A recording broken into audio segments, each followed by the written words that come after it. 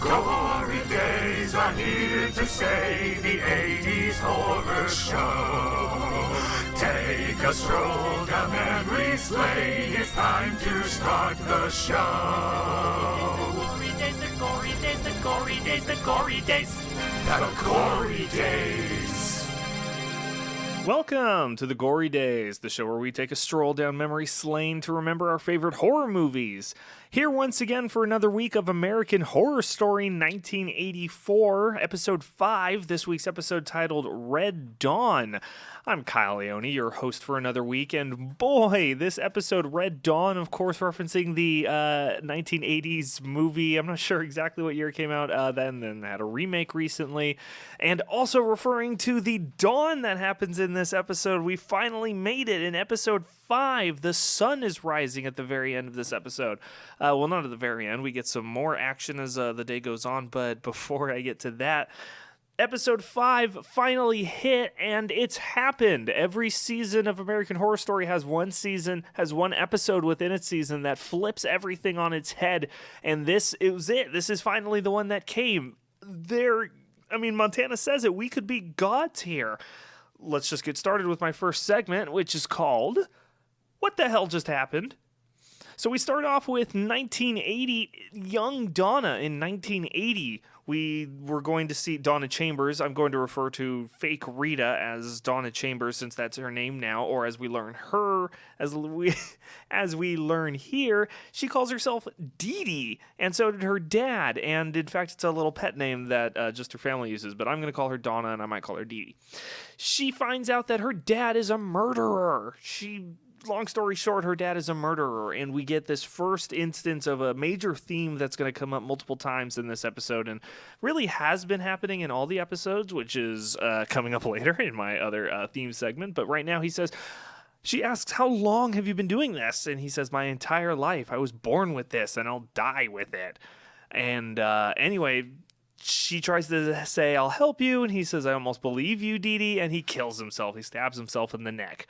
And then we flash forward to 1984, where we see the Night Stalker and Dee Dee. Last episode, the Night Stalker had just resurrected in front of Donna's eyes, and that was it. That was the cut to black cliffhanger. Here we see that the Night Stalker approaches Dee Dee and summons her dad, or the spirit of her dad somehow, with his Satan magic powers, or at least makes her see her dad, who says, evil is born and you're the fruit of its seed. The darkness is inside you. And then we go to burning car, the burning car that Xavier and Chet and Montana and Margaret Booth were all surrounding, and Brooke were all surrounding at the end. And like I said, I was right. When Xavier's like, we have to burn the whole camp down, he's immediately talked out of it, just like I suspected. Was one of my two. I got 50-50 shot. I was right. And in his frenzy, Margaret Booth bonks him on the head. They take him to Margaret Booth's cabin, and Chet and Margaret Booth decide to go out on a boat for some reason. I watched the episode twice, and I couldn't get why they go out on the boat. There's something on the other side of the lake, and why they couldn't just go around is beyond me. But Xavier is out. Chet and Margaret Booth leave. It's Brooke and Montana who are alone, and Brooke sees Ray outside. In between that, Montana is like thinking about killing Brooke, but the big takeaway is Brooke goes outside to go see Ray. That's right, Ray. Remember Ray, the frat guy who killed his Asian buddy twice? Remember Ray, the guy who got his head sliced off as he was trying to leave on Trevor's crotch rocket? Ray's back. So Ray and Brooke are in the woods, and he doesn't remember what happened, kind of like Jonas. I'm thinking I was right again. Like I'm a genius. Like these writers didn't set these things up for us to get them, to think of them, guess them, and be right. But I was right, and I guessed it. We see Margaret Booth and Chet in a boat. And long story short, Margaret kills Chet. She beats him with an oar and then slices off his ear and anchors him to the bottom of the lake. And we can only assume he drowns, or can we? But that's when we go to Ray and Brooke in the mess hall. So here they both share little monologues with each other, and one really isn't equal to the other. Brooke shares one about, once again, the same guy that she ended up marrying, but apparently they knew each other even as kids and had a really bizarre, emotionally one-sided relationship even back then. And Ray tells a story that isn't really at all similar, but he's like, yeah, I know what you mean.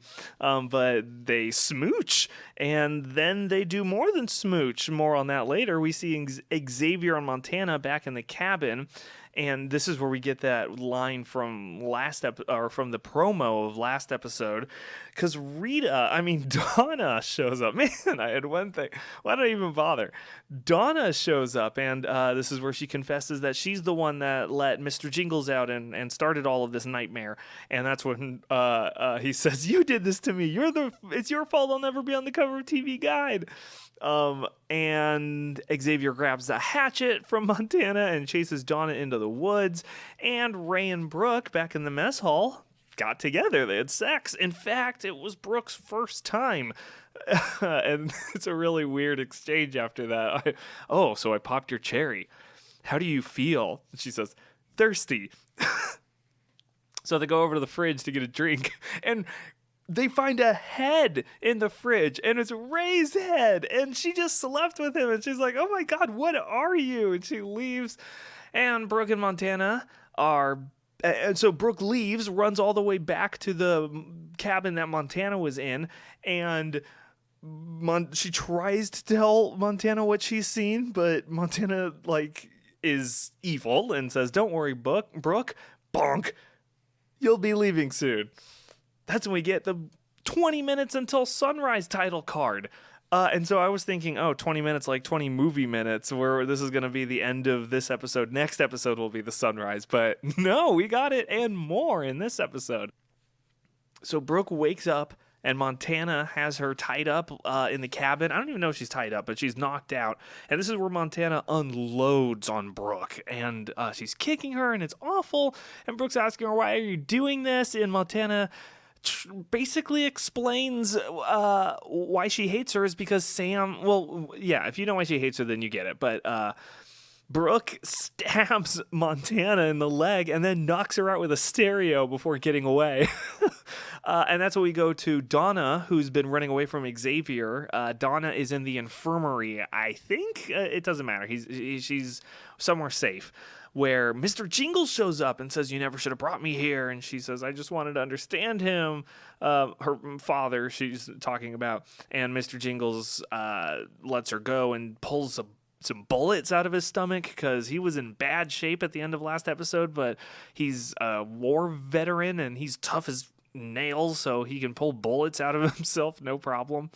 And he tells Donna about Margaret Booth's lie that we learned about at the end of or not at the end, but in last episode, about Margaret Booth killing the cabin back in 1970s and framing Mr. Jingles for all of it. And Donna begs Mr. Jingles to kill her, and he says, no, you gotta live with what you've done. And we go back to Brooke in the mess hall, and damn, Brooke and Montana are fighting. Brooke is a good fighter, and here the fighting looks really frenzied and authentic. I want to give a special shout out, not a shout out because I didn't look out their name, but kudos to those stunt doubles and the sound editor and DP for making all of that look just like it was Brooke and Montana fighting. I know, of course, it wasn't them because that fight is brutal, but they made it look amazing. And so she says, you're psychotic. Brooke says, you're psychotic, and Montana says, maybe a little, but that doesn't, maybe a little, but that doesn't change how this is going to end. So then Margaret Booth and Mr. Jingles meet finally, and Mr. Jingles starts choking Margaret Booth, and it really looks like he's going to finally kill her, thank God. But then Xavier shoots him with an arrow. He gets shot with a bunch of arrows, and he talks about how he played Robin Hood in 1979, and he kills him. Xavier kills Mr. Jingles. Granted, he was already like suffering and recovering from some recent bullet wounds, but man, good for Xavier. And he does a little like victory jump. It's cute. And then unfortunately, Margaret Booth kills Xavier like right away and cuts off his ear too. She's on an ear frenzy this episode. She cut off Chet's ear earlier too. And then Mr. Jingles wakes up. Like, he was dead. He was TV dead. When we see the way he died, that's like hard confirmation. Oh, he died. So when he wakes up, the Night Stalker is eerily sitting right above him and laughing and asks him, "Do you accept Satan as your master?" And then they cut to black, and when we come back, the sun's up. The sun's already up. I was like, what? And there's a bus of kids here, and they're I thought it was funny. They're just arriving at Camp Redwood, and they're singing 99 bottles of beer on the wall, and when they're like just arriving, they've only gotten to 98. So they either just started that song after maybe a bus ride of silence or other songs, or they only live like a few blocks away that they were able to get through one verse and then boom, they're there. Anyway, the bus arrives while Brooke and Montana are fighting, and oh my god, it's so like darkly funny. The whole bus of kids sees Brooke kill Montana with a knife. And then we cut to the police are here and ambulances arrive, and it's such a like breath of relief to see some kind of sense being made here after, oh my god, this one night, 5 episodes of madness, 4.5 episodes of madness.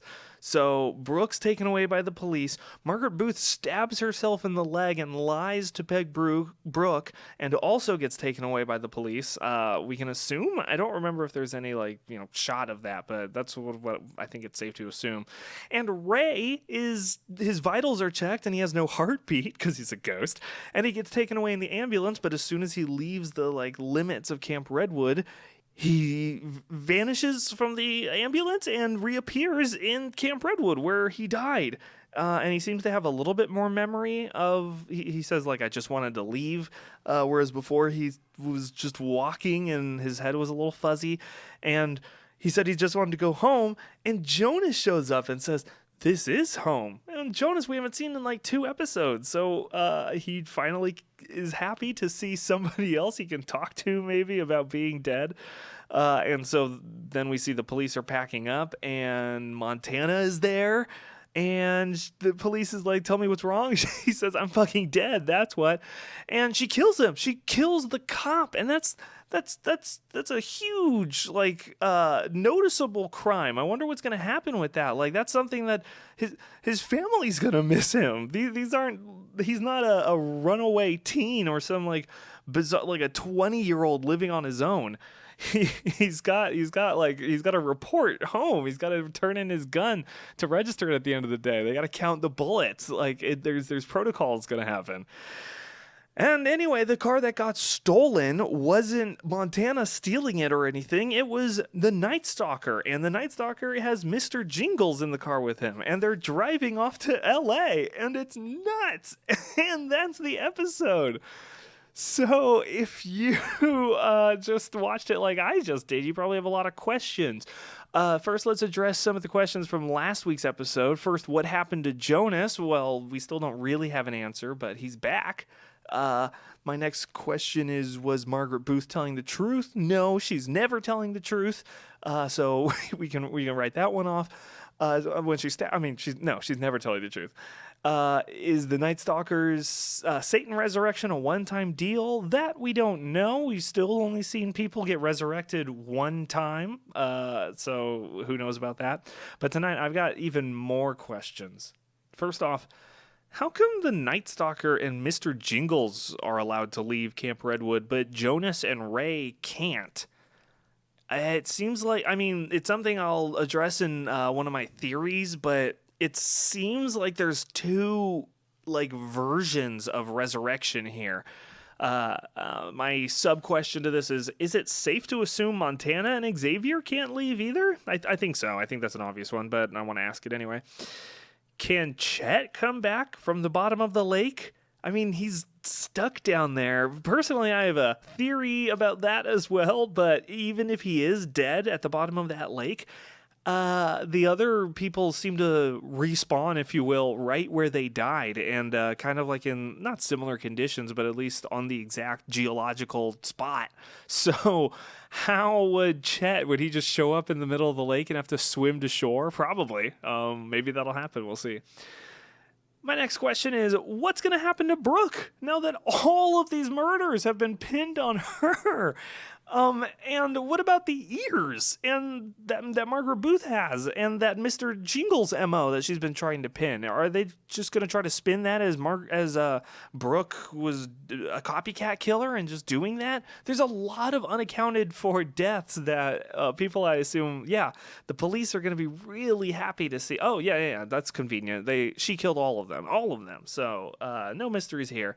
I really hope Brooke is okay, and I have some theories about her. Where was Donna when the cops came and went at sunrise? The last we saw, she was in the infirmary after Mr. Jingles had talked to her, but the cops, I mean, she's still on the camp somewhere. So that was a question I had.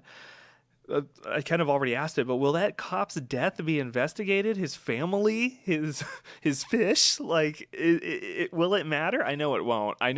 If it does, I will be really surprised and happy, because that would be a fun wrinkle, but I don't think anything's going to happen with that cop's death. Where is the Night Stalker taking Mr. Jingles? Obviously, they're going to L.A. By the way, it's 166 miles from that sign. That's a long drive, even without traffic. I hope they have enough music to listen to, because they're not going to be laughing all the way there about seatbelts. But where are they going? Are they going back to like his hideout, or are they going to hunt in a new environment? Who knows? Maybe we'll find out. I hope so. And then who are Xavier and Montana killing in the promo? It looked like a photographer or something, but I'd have to imagine that this place would be not quarantined, but like boarded off. Of course, that doesn't stop people even today when, police tape. Maybe if anything, that attracts more people. And that's all of my questions for my segment that I forgot to even say. I said that I had questions, but that segment, the aforementioned segment, was titled Mystery LLC. The forthcoming segment will be titled Screaming Themies. This is and here we are at Screaming Themies. This is the segment where I talk about some of the themes that have been going on in this show. I mentioned it before, I'll call it nature versus nurture. Is one truly born evil, or is evil made? It's a question, I feel like it's a philosophical question that people have been asking for probably centuries, as far back as Plato, as far back as philosophy goes. Is evil inherent? Are people born instantly evil, or do they not earn it? But it's like getting your merit badges, but no, it's accruing a series of traumatic experiences or the like to create a sociopath, psychopath, homicidal maniac. We have lots of people who feel very differently on both sides. We have Team Born Evil, which is Dr. Hopple and Margaret Booth, it would seem. Though she wants to redeem herself, it seems like she believes that there's the only thing that can save people from their inherent evil is God, even if it's trial by fire. And then we have the other side of it, and Dr. Hopple, of course, believes that people are evil because she's the worst doctor in the world. She should never have been given a medical license, but it's a TV show. I just hope it doesn't reflect real life. And then on the other side, we've got Donna, who honestly doesn't really know anymore. She thought she truly believed that no one is born evil. Everyone who is deemed quote-unquote evil was created that way through a series of circumstances or society or a mixture of everything. And Mr. Jingles, who represents that idea, kind of incarnate, that he did go to war and managed to come back and not kill anyone. What a novel concept. In fact, it was the framing of killing people that pushed him to actually kill people. Which is representative of that second side, that evil is not made, or evil is not born, it is made, it is created. And in Mr. Jingle's case, it was created by Margaret Booth. Oh man, what a twisted story that Margaret Booth and Benji situation is for multiple reasons. But yeah, so my other theories from before, guilt and shame, redemption, revenge, promises, those are all alive and well, and I don't have to prove anything. Next is my favorite quote. So I'm pretty sure all of these, 3 out of the 4 are all delivered by Xavier. One of the 4 is about Xavier. Xavier gets all of the good lines in this show. So my runner-ups, of course, coming in at number 4, I am burning with the fire of 1,000 white-hot suns. As Xavier's standing next to the burning fire and still coming off of like being stuck in an oven and stabbing Birdie, man. I mean, he's having that dream where he's still thinking about stabbing Birdie. It's nuts. Coming in at number 3 is, should we wake him up? Montana. The less he sees of this night, the better. I guess you're right. Xavier's concussed after getting knocked in the back of the head, and they're like, oh yeah, it's probably best that he's sleeping off, even after suggesting, should we wake him up? You're not supposed to sleep on a concussion. Oh, I thought that was hilarious. And then number 2, I played Robin Hood in 79. Stage door dinner theater, Tustin. Thanks to Camp Redwood, I'm back in character. As Xavier's shooting arrows into like Mr. Jingle's jugular and throat and stuff.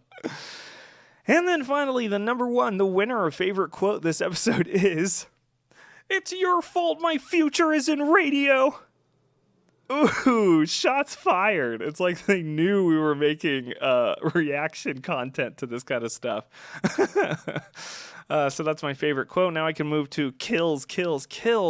There were so many deaths in this episode, and so many of them were like the top billed characters, which makes me feel like it's safe to assume that they will all come back. Save for Donna's dad. I think he's done. We had him. He stabbed himself in the throat, and I guess we can count his date that's like disemboweled on that bed. It's really nasty. Oh God, and how she wakes up. So Donna's dad stabbing himself through the neck and having all that blood squirt out was the noise I was gonna make, and I thought, why not?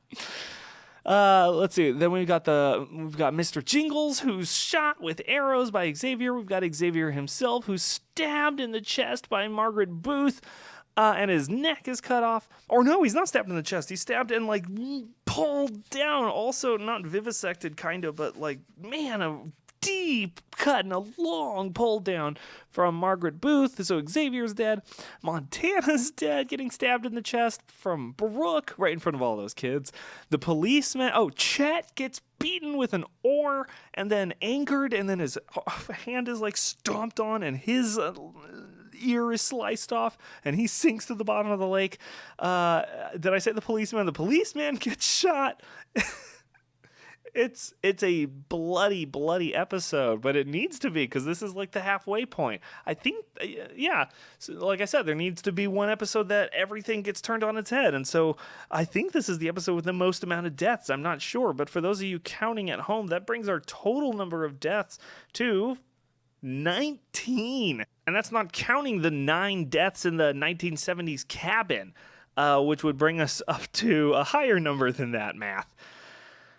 That's it for Kills. Now we go to Theory Canal, my final and favorite segment, where I get to talk about how I was right or different in my prediction. Last week, my predictions included that we would see more ghosts than Jonas. I was totally right.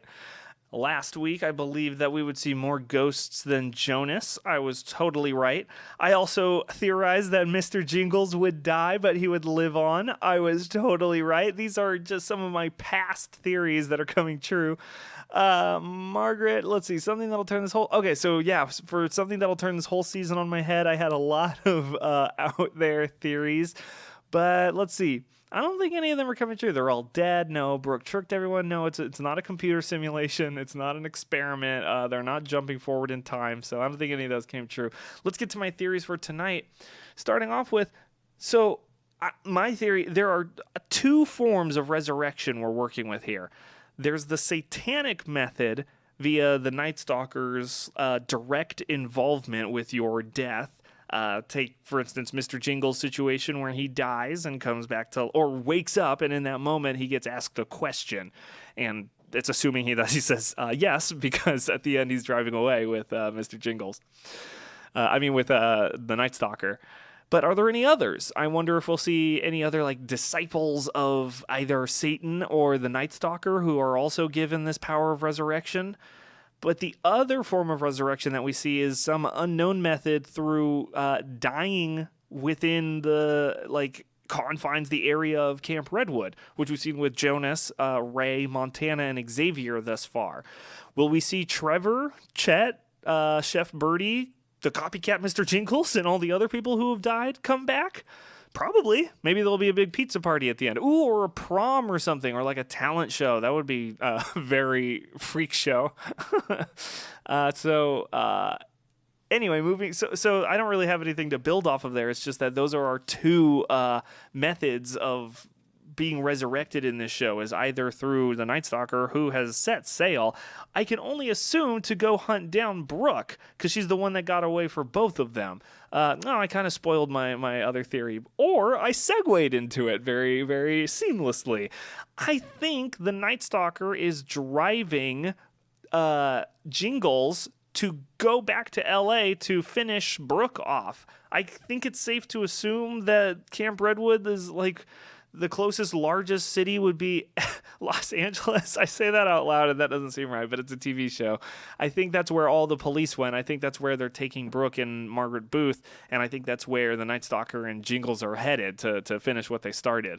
Maybe they'll fight over her in the end. Maybe Mr. Jingles will have a change of heart and turn on the Night Stalker and have his eternal soul burst into flames because he was supposed to promise it to Satan. Who knows? Maybe we'll get to see Satan. Maybe Satan will possess him. Who knows?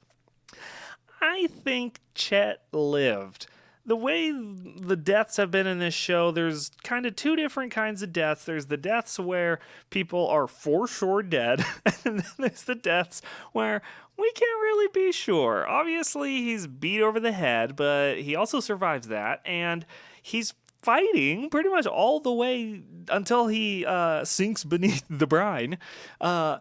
But something tells me that he's a fighter, and he's already swimming his way back to shore. And in fact, I think Chet and Donna will team up somehow as the living team and try to fend off Xavier and the Montana Ghost team.